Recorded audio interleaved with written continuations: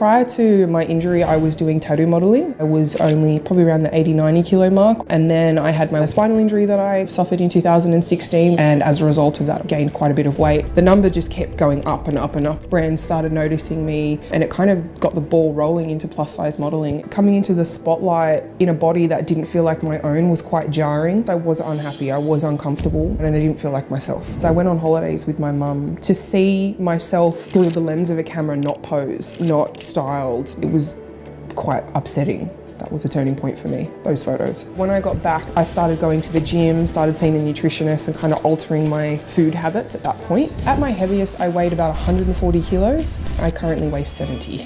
So I've halved myself completely.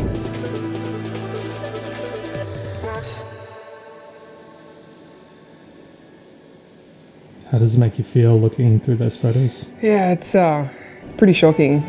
I just kind of feel for the girl in that photo because I know how much pain she's in.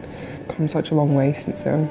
Prior to my injury, I was doing tattoo modelling. So I was kind of in the tattoo modelling circuit in Sydney. And then I had my workplace injury, a spinal injury that I kind of suffered in 2016. And as a result of that, gained quite a bit of weight. The spinal injury was a revolving door of problems. The more weight that I put on, the worse that was getting. So the worse that the pain got, the more immobile I was becoming. It was a real catch-22. The number just kept going up and up and up. I would binge out on chocolate and lollies and whatever I thought that would make me feel better or kind of fill that little void that I had. Prior to my injury, I was only probably around the 80-90 kilo mark, which being 6 foot tall is pretty reasonable size. So to go from that to quite an extremely larger person and also being tall, I definitely felt that I took up space. I went to see my GP just for a general workup and I was informed that I had fatty liver.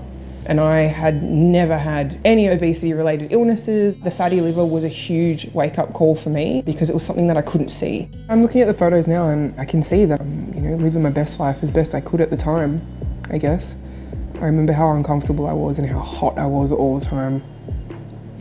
That's the one thing I don't miss. Because I was very open about my journey and what the struggles I was going through, I think people found me quite relatable. Brands started noticing me, people started sharing my images, and it kind of got the ball rolling into plus size modelling. This is a size 20 Australian. These would have been my bottoms. And then even the top, it's just an incredible size difference for me personally. Yeah, big difference. Coming into the spotlight in a body that didn't feel like my own was quite jarring. I had so many people that I felt like they were relying on me to be happy and be positive and show that it's not all bad being plus size. The days that I didn't feel like going to the shoot or, maybe I was the big girl at the shoot that day. Those things were quite challenging. Although I was very outgoing and confident online, in person I was very withdrawn because I felt very uncomfortable in my skin. I really don't remember being that big. It's like looking at somebody else's clothes. Yeah, definitely ready to take those and donate them and give them to a new home. I went on holidays with my mum to Indonesia. Everyone kind of sees those candid photos of themselves, especially on holiday. To see myself through the lens of a camera, not posed, not styled, not all done up, it was quite upsetting. I don't think I realised how big I'd gotten. That was a turning point for me, those photos. So when I got back, that's when I went and had like a health checkup, talking to my GP. She then led me to a nutritionist and that's what got the ball rolling. By the time I saw a nutritionist was when I found out I was around 140 kilos because I had stopped weighing myself because I didn't want to know. She said, you eat really well, your portions are where the problem are. I started going to the gym, kind of altering my food habits at that point. I spoke to a bariatric surgeon and I was booked in to have my operation. I think the deciding factor for me to kind of go down the surgery route was I had the physical injury which was preventing me from the physical side of it. The chances of being successful with a spinal injury on top were so slim. I was seeing a personal trainer 3 times a week. I would see my nutritionist probably once a month. I had to fit within a very specific calorie window and be working out on top. So it was very tiring to begin with. It was pretty extreme, but you're not given the option when you have weight loss surgery. You're not really given the option to fail. So it forces you to face your food problems straight on, for me anyway. At my heaviest, I weighed about 140 kilos. I currently weigh 70. So I've halved myself completely. I'm half of who I was, which is just mind-blowing.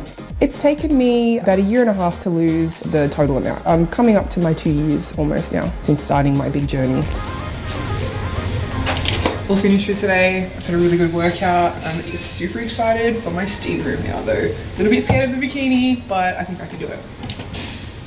The way that the plus size community reacted to my weight loss, I really wasn't expecting. I'd had thousands of people cheering me on for such a large amount of time, and what I found was the complete opposite. I dropped, I think it was 10 or 15,000 followers in a matter of 6 months.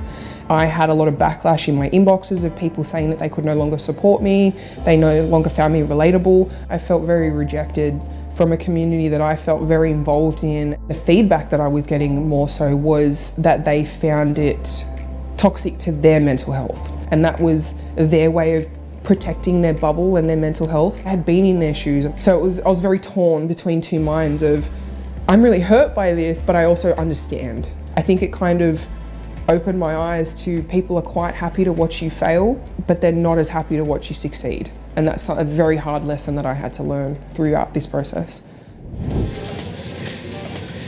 Ta-da!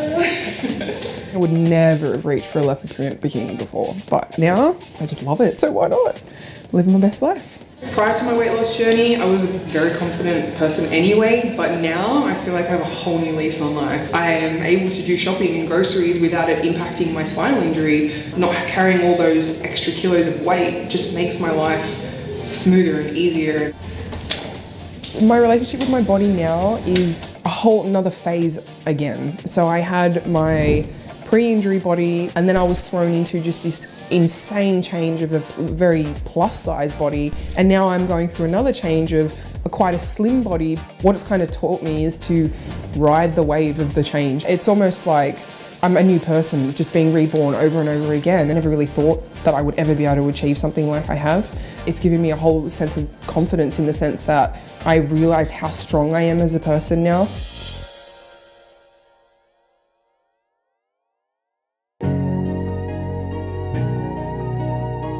We have 2 trans kids. Anyone can be whoever they want. I'm just owning it. Our family is seen to be very unconventional. So I had kids and I can't be hot anymore. Like, moms are hot too. People say I look like a thug, but I love thugs. I take that as a compliment. I'm bored of people thinking that I cannot be intimate. I'm a young, single, hot piece of disabled booty. I feel like I'm going to look at myself and be like, who is that? Life is way too short to be hiding. It is my story, it is my truth.